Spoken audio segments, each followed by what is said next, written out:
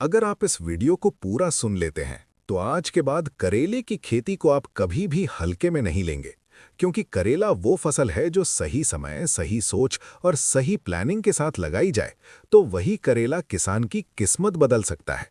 ज्यादातर लोग करेला लगाते तो हैं, लेकिन कमाई नहीं निकाल पाते, और कुछ किसान वही करेला लगाकर हर साल लाखों कमा लेते हैं।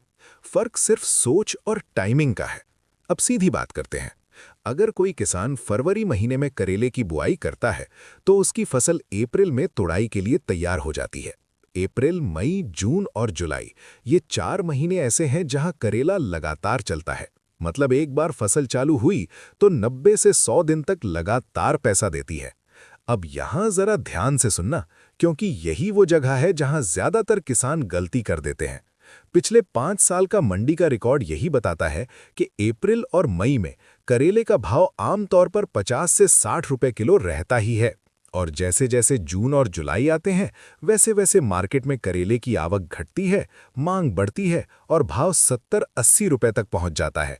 कई इलाकों में तो 95 से 100 रुपए किलो भी मिल चुका है। अब अगर आपकी पैदावार 150 से 200 क्विंटल प्रति एकड़ है और हम औसतन सिर्फ 65 रुपए किलो भी मान लें, तो आप खुद हिसाब लगाइए, 10 से 13 लाख रुपए का टर्नओवर सिर्फ एक फसल से।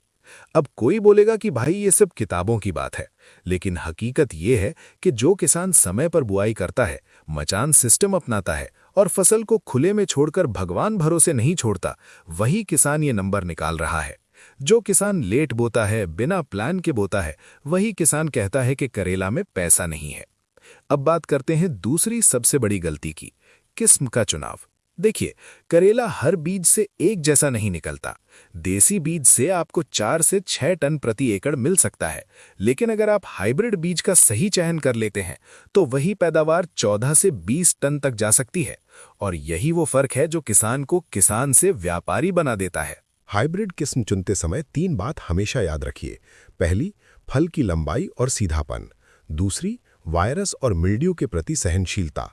और तीसरी, लंबे समय तक फल देने की क्षमता। जो बीज 25-30 दिन फल देकर थक जाए वो बीज नहीं है, वो नुकसान है।